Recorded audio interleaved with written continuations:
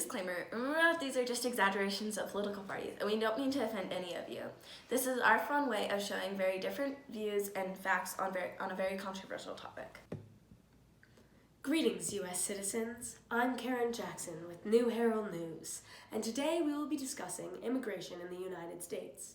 According to Sarah Perry, immigration is a process through which individuals become permanent residents or citizens of another country.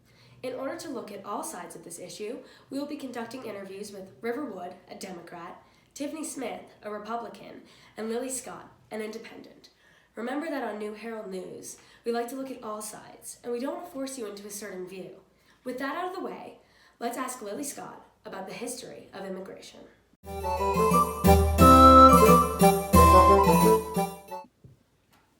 Hello, Lily. Hi, Karen. So, could you tell us a little bit about the history of immigration? I would love to, thanks.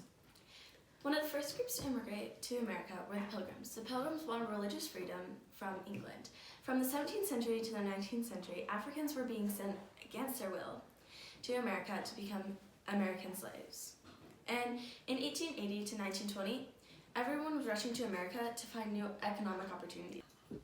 Very interesting, Lily. Can you explain a little more about how immigration was regulated? Yes, states regulated immigration until the opening of the Ellis Island, the United States' first immigration station.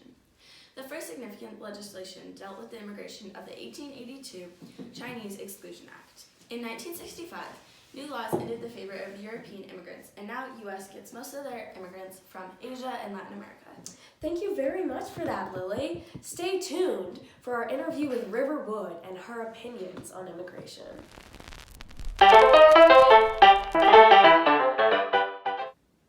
Hello, America. We are back from break and here to talk to River Wood, a human rights activist and a strong Democrat.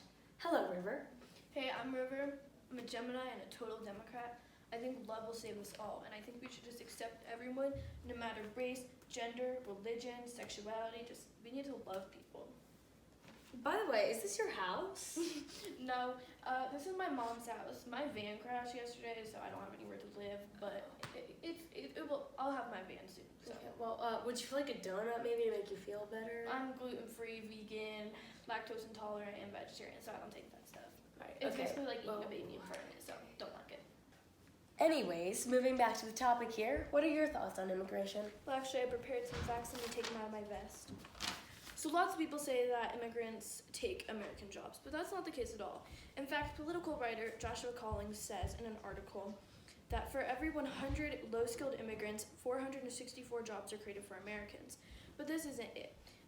It's an actual fact that showed that low-skilled immigrants spurred significant job growth.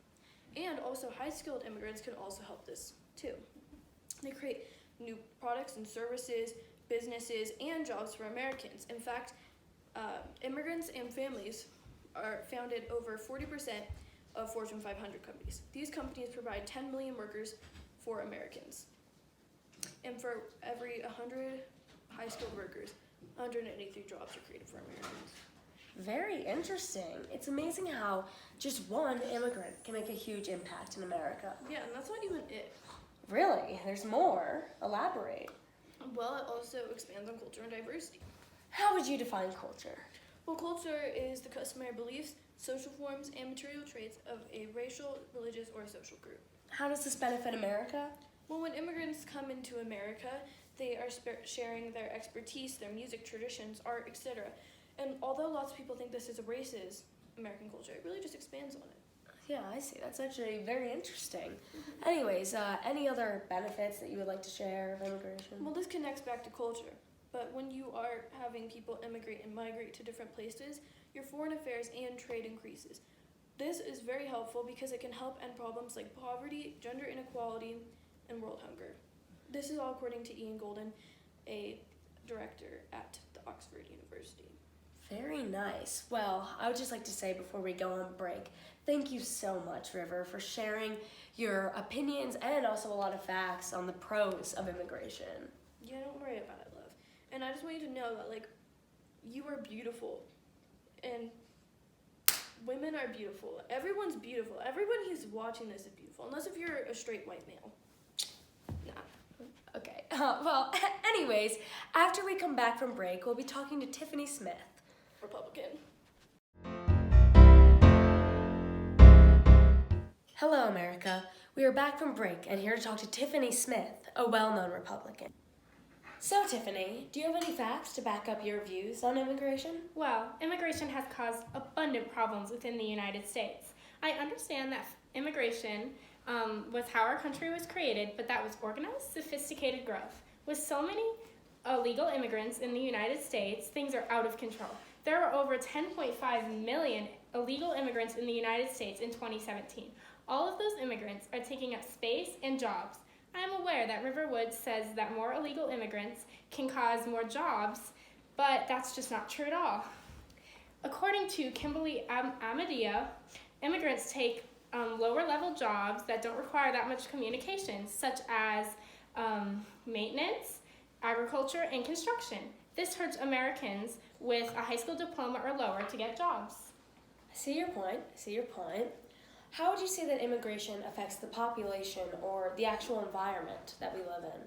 Well, for instance, America already has a high population, more than 300 million people, and the population grows more and more each year, about 0.7 to 1.2%. Immigrants are also becoming house owners at a faster rate than American-born citizens. This causes major overcrowding and poverty rates to increase. I see. I see your point. No one wants to live in poverty in an overcrowded area. Is there anything else that you'd like to cover before we go to break? Yes, I would, Karen. Thank you again for this opportunity. Yes, of course. Anyways, I think another argument that is popular is that it will help American culture and diversify our country. But in reality, this can do a lot more harm than help. And don't get me wrong, I love salsa and orange chicken. However, more diversity can lead to more gender, race, religious, sexual, and LGBTQ plus violence. Not only this, but STD and unplanned pregnancy percentages rise. Well, thank you for that perspective on this issue. It's kind of nice to hear the downsides of diversity as well as the upsides that we heard from River. I know you're not very fond of her. But anyways, after the break, we'll talk to Lily Scott, and hopefully we'll reach a bit of a middle ground here. Thank you once again.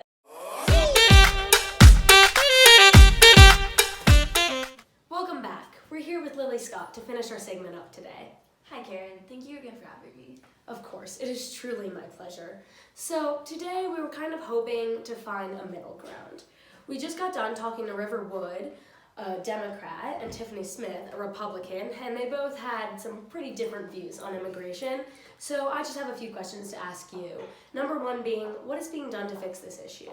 Well, this issue has always been here, and I think that people are trying their best to make a compromise. So laws, acts, etc. are being put in place to stop this. But as we can clearly see, so far it's not really been working. Yeah. Thank you for that, by the way. Thanks. Now for my last question, as an independent, what do you think could solve this issue? Well, I see both sides of this issue. It's important to remember that immigrants have built in America, and it's not only been impacting our traditions, products, and overall environment since it started, but also helped creating jobs, create diversity and culture, and connects countries, which means it can help issues like world hunger. However, I also believe that immigration can hurt countries too.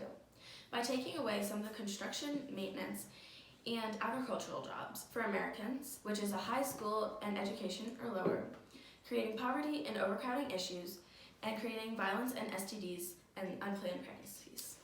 Yeah, it's kind of a hit or miss, and actually it seems like a bit of a back and forth as to whether it's good or bad. For example, jobs. Immigrants create and take away jobs from Americans. It's all over the place, really.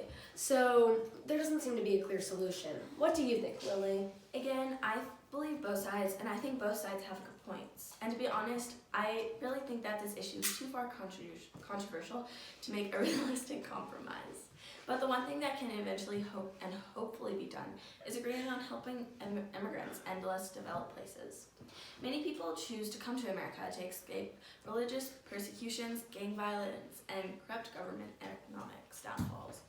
It's sad to see that people have to live in these conditions, and maybe if we, as a wealthier and more advanced country, helped other countries, which I could say as poor or poverty countries, we could be better as a whole world, pretty much. And when doing this, people won't immigrate to America as often because they will have more money to create nicer environments and different types of things that they can survive on. This obviously won't completely stop as immigration to U.S., but it should lower the numbers of immigrants in the U.S. It's also easier to manage the country. So for that, I think that's the best idea for now. Wow, thank you so much, Lily. That was actually a very interesting compromise. And also, thank you to River and Tiffany, who aren't here right now. It was truly amazing to have everyone in this segment today and to get all those different views on possibly one of the most controversial topics in America. For now, you can comment some of your thoughts on @NewHeraldNews on Facebook. Thank you for joining us today. I hope you all have an amazing afternoon, and goodbye.